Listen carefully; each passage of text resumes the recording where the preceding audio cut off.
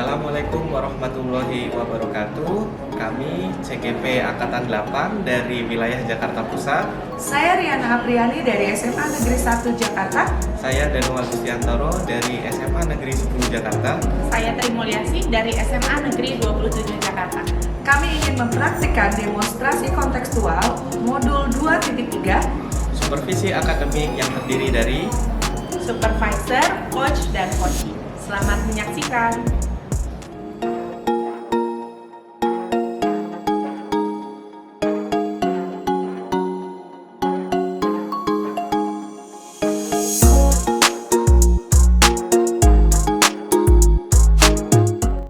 Assalamualaikum warahmatullahi wabarakatuh. Di sini selaku supervisor, saya akan melakukan kegiatan supervisi dengan proses coaching, yaitu antara Ibu Tri Mulyasi dengan Bapak Danu. Di sini pada saat coaching, antara coach dan coachee akan saya amati dan saya nilai sesuai dengan penilaian dari rubrik penilaian coaching, seperti apakah sudah sesuai dengan alur tirta atau belum. Kemudian di sini juga akan memberikan pertanyaan berbobot yang disampaikan oleh coachee, dan nanti saya akan menanyakan dan mendengarkan juga respon atau jawaban dari coachee.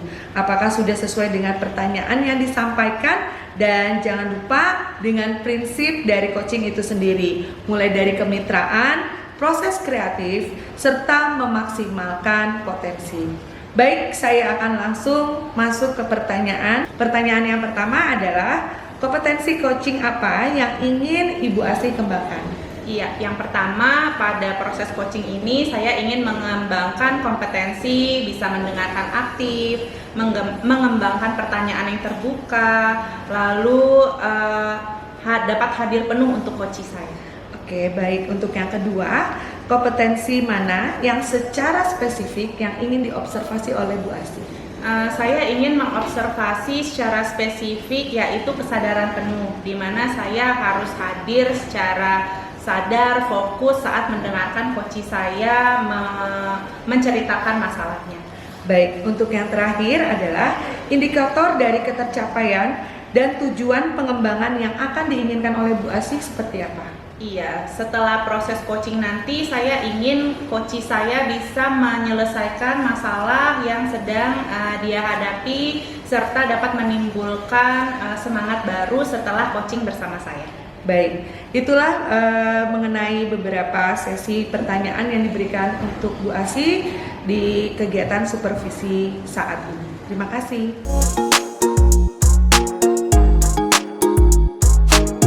Selamat sore Ibu.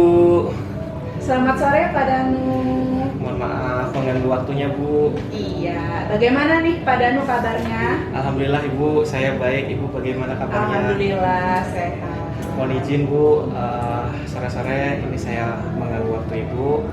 Ingin ada yang di-sharing karena memang ada ganjalan di hati saya. Iya, kenapa nih? Apa yang membuat Pak Danu segalau ini? Iya, jadi begini Bu, saya kan mengajar PJOK. Kebetulan satu murid saya yang memiliki disabilitas, yaitu kakinya berbentuk O. Saya akan melaksanakan pembelajaran untuk murid ini, cuman galau apakah pembelajaran saya yang saya lakukan ini sudah baik atau belum. Oh iya, jadi tujuan kita pada sore hari ini coaching yaitu terkait kegalauan Pak Danu akan ada murid yang kakinya berbentuk O di pembelajaran Pak Danu sendiri, seperti itu ya? Iya, betul Ibu. Iya, dari coaching kita pada sore hari ini Pak Danu menginginkan apa sih? Saya sudah mencoba untuk men-set pembelajaran berdiferensiasi untuk murid saya ini, tapi saya ingin masukan dari Ibu atau nanti hasil dari coaching ini semoga memantapkan diri untuk membuat pembelajaran ini sesuai dengan murid saya. Iya, baiklah. Insya Allah coaching kita pada sore hari ini saya bisa membantu Pak Danu dalam menerapkan pembelajaran yang berdiferensiasi ya, Pak Danu. Kalau boleh diceritakan bagaimana proses pembelajaran Pak Danu ke murid yang berkaki O tersebut sih? Iya, kebetulan saya baru mengajar satu KD Bu. Sebelumnya memang saya belum mengetahui bahwa anak ini memiliki disabilitas. Namun pada saat bertemu pertama kali, saya langsung lakukan identifikasi awal terkait dengan disabilitasnya. Kemudian saya mencoba untuk menyesuaikan pembelajaran saya kepada murid ini, namun memang masih belum maksimal. Yang saya menjadi ganjalan adalah karena murid ini memiliki motivasi belajar yang tinggi, Bu, seperti teman-teman yang lainnya. Oke, kalau boleh saya garis bawahi ini ya Pak Danu terkait dengan motivasi belajar siswa, namun ada keterbatasan dalam fisik seperti itu ya Pak Danu ya. Iya, kalau boleh tahu pembelajaran yang bagaimana membuat keterbatasannya itu seperti Pak Danu? Contohnya kemarin saya mengajar kebugaran jasmani. Pada saat pemanasan, murid saya ini ikut melakukan pemanasan dengan baik. Namun pada saat aktivitas berlari, murid ini tidak bisa melaksanakan kegiatan itu dengan baik. Akan tetapi murid ini lakukan jalan. Kalau teman-temannya lari, murid ini jalan. Itu yang membuat saya merasa bahwa murid ini perlu perhatian supaya belajarnya terfasilitasi seperti itu, Bu. Jadi keterbatasannya seperti itu ya, ketika yang normal berlari, jadi si murid ini dia hanya bisa berjalan seperti itu ya Pak. Iya, betul. Kalau boleh tahu, apa yang sudah Pak Danu lakukan ketika dia memiliki keterbatasan itu untuk lebih apa ya, memotivasi lagi seperti itu? Iya. Saya melakukan bincang-bincang atau memberikan pertanyaan kepada murid-murid saya ini terkait dengan hasil medisnya seperti apa. Memang dari dokter sendiri untuk aktivitas pembelajaran atau aktivitas gerak yang bisa dilakukan hanya aktivitas yang menggunakan upper body. Untuk yang menggunakan kaki seperti berlari, kemudian loncat, itu tidak disarankan. Kemudian pembelajaran yang saya lakukan akhirnya untuk aktivitas lari, saya sarankan anak ini untuk tetap jalan. Tapi memang anaknya motivasinya tinggi, maka tidak mau hanya di pinggir lapangan saja. Dia ingin tetap bergabung teman-temannya untuk bergerak seperti itu, Bu. Iya, terkait berarti pembelajaran berdiferensiasi seperti itu ya Pak Danu. Kalau saya boleh tahu, nih sekarang rencana Pak Danu untuk menerapkan pembelajaran berdiferensiasi di pembelajaran yang ada murid normal dan yang berkaki itu seperti apa? Untuk pembelajaran berdiferensiasi, identifikasi awalnya sudah saya lakukan, saya sudah tahu gambaran umumnya. Nah, untuk strategi pembelajarannya, saya ingin melakukan diferensiasi konten dan proses, di mana murid ini akan saya tetap fasilitasi untuk bergerak, namun akan saya sesuaikan dengan kemampuan geraknya. Contohnya tadi, pada saat teman-temannya berlari, maka aktivitas larinya diganti dengan berjalan. Kemudian pada saat aktivitas yang menggunakan kaki, saya akan sesuaikan dengan gerakan-gerakan lain yang bisa dilakukan oleh murid ini. Kira-kira seperti itu. Iya, baiklah, tadi berdiferensiasi konten ya Pak Danu. Apa yang akan Pak Danu lakukan terkait dengan berdiferensiasi konten tadi? Apa yang akan Pak Danu lakukan ke depannya? Saya akan mengeksplorasi lagi materi-materi pembelajaran saya yang sesuai dengan murid ini. Ke depan masih banyak materi-materi atau KD-KD yang akan dipelajari, maka saya akan fokuskan ke arah otot perut dan tangannya untuk melatih gerakan itu. Nah, untuk beban aktivitas kakinya akan saya sesuaikan supaya dia juga masih tetap melaksanakan aktivitas kebugaran jasmaninya, Bu. Iya, baiklah. Mulai dari mana nih Pak Danu? Saya akan mulai untuk materi berikutnya itu kebetulan atletik lari jarak pendek. Nah, memang murid ini nggak bisa lari kan, makanya mungkin saya akan latih tetap di nomor jalan dan lari, tapi saya akan fokuskan ke arah jalan. Jadi jalan cepat seperti itu.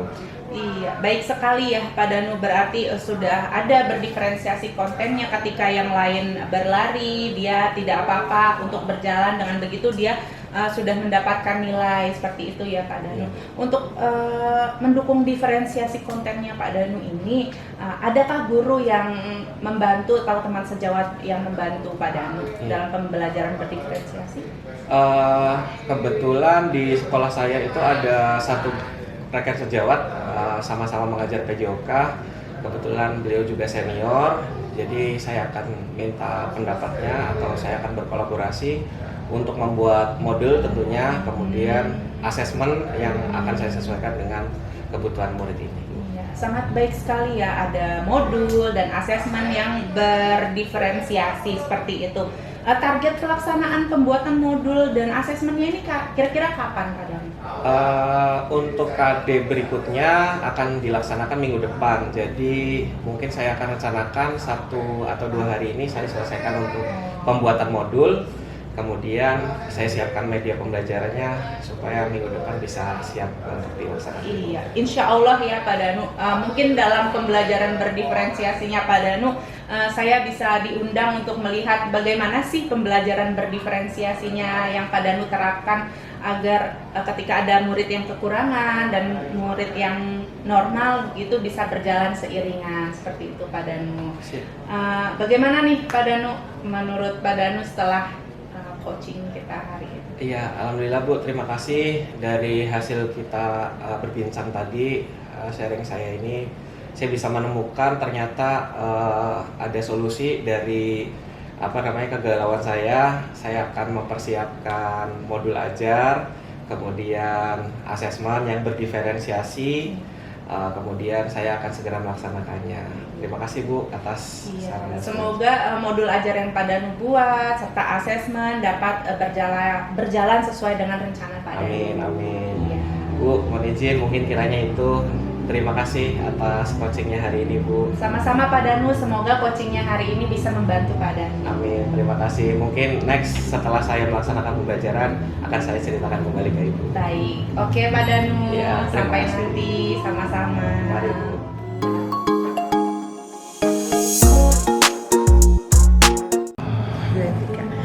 Oke, baik Bu Asi, dari coaching hari ini saya ingin menanyakan bagaimana kegiatan coaching yang dilakukan oleh Bu Asi terhadap Pak Danu, apakah sesuai dengan alur Tirta di mana dalam pencapaian tujuan, identifikasi masalah, rencana aksi dan tanggung jawab itu sudah berhasil dilakukan?